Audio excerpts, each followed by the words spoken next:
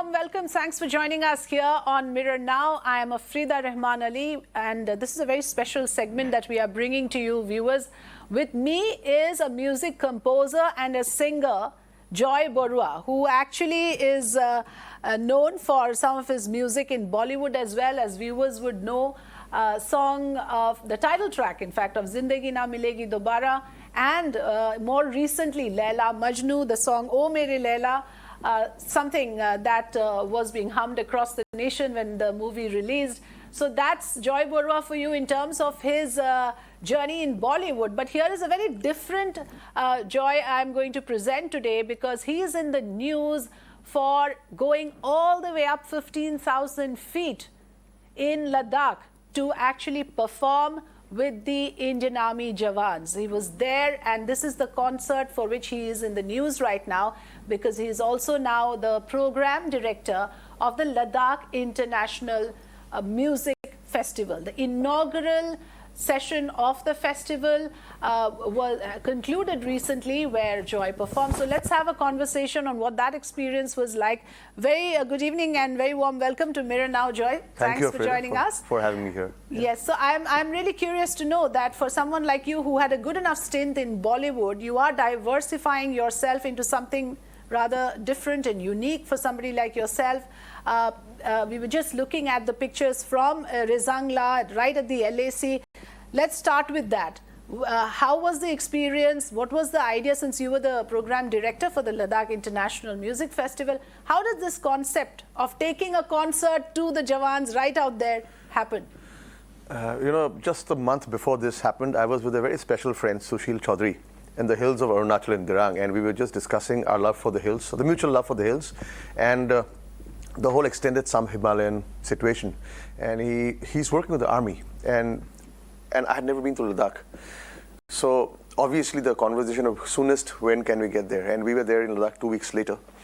And therein Sushil told me the story of Rezangla, the most famous battle of 1962, where 114 Indian soldiers died, killing 1,300 Chinese. And that was kind of what led to a ceasefire. I found it to be a tremendous story, and I figured "Ae Mere Watan Ke Logo" was written on the backdrop of this. Okay.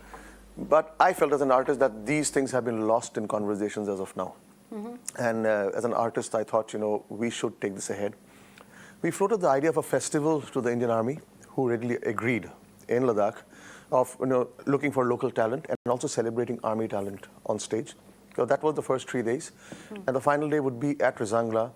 This is the LAC at 15,000 feet, where we sing to the Jawans at the Rezangla War Memorial as a tribute to the brave hearts.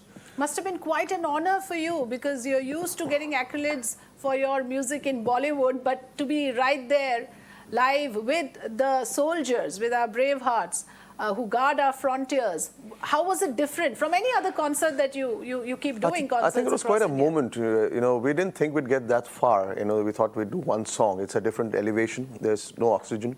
People do lose breath. And we went on for an hour. We launched the anthem. So I was looking at the peaks where the battle happened. It was as if we were channeling a different energy. There was a halo around the sun, of which you will see pictures. There was divine intervention. There was amazing energy. And I was really proud. My band comprises of people from the Northeast. So it's like from one border state, we're going to another. And it's our identity and the institution of the army. So I think we had a great mix up there at that altitude, 10:30 a.m. in the morning sharp. And the hills were blazing. Must have been freezing as well. So it was, very I think, tough climatic conditions. Yeah, it was almost around zero at that point of time. Great winds. And, if you've seen the movie Mad Max, I think it was kind of a Mad Max situation.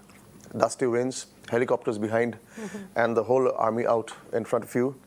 So a really unique time, and for the band and musicians to look at the hill where things happened and where the history had happened, and to be singing this song to the Lieutenant General, the Major Generals of Ladakh. I think it is as singular a moment as I would ever encounter. I relate to some of it that you're talking about, because, as somebody who loves the mountains and, who goes on treks, I know what you're talking about, that you tend to run out of breath, high altitude, poor oxygen levels. For a singer, Are you telling me that it was the whole environment that energized you, and even with all these difficulties for a singer? I mean, I can just imagine how difficult it would be to sing in those conditions, particularly if there is a issue, you know, with commoners like us would be have a difficulty breathing.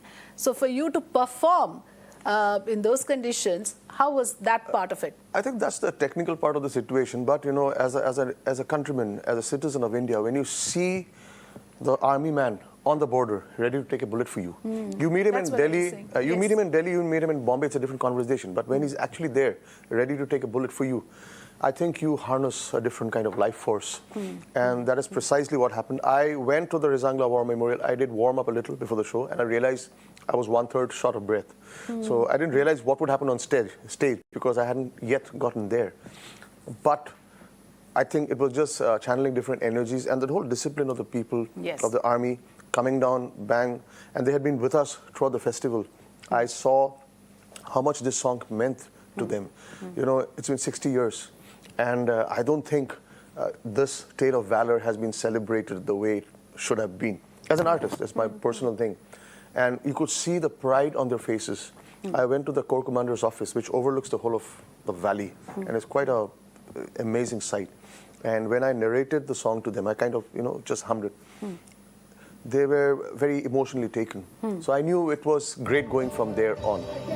But performing at the memorial with all of them, the Major General of Ladakh, the Major General of the Rezangla, I think it's a different experience. One has to be there to really feel. All I can do right now is tell you. What kind of response did you get? And I want to end with that question. We want to listen. I want to play out those clips for our viewers, so I won't extend this too long. But quickly, what was the response you got from the Jawans, from the people out there? What did they tell you about the music? As the Lieutenant General said, you know, this was from the heart. And I think they were very emotionally taken. You know, it's like their, you know, their family had given lives in 1962. And now here was Generation Next singing those tales again. And this song would not stop at Rezangla. It will bounce in the stadiums where we go. It will bounce to crowds where we go. So that story will come alive again. And what a better way to tell a story than through music. I think they went very quiet, and then they were emotional. And then I spent a lot of time talking to everybody who'd come there. And then the dust storm came. It was a traumatic situation. Absolutely. I am, just going to now let our viewers in to the actual atmosphere and play out how it was right there in Rezangla. Joy has also composed the Rezangla anthem, unreleased anthem, and some of that atmosphere out there during the Ladakh International Music Festival is what we leave you with. Enjoy the visuals. Thanks for watching.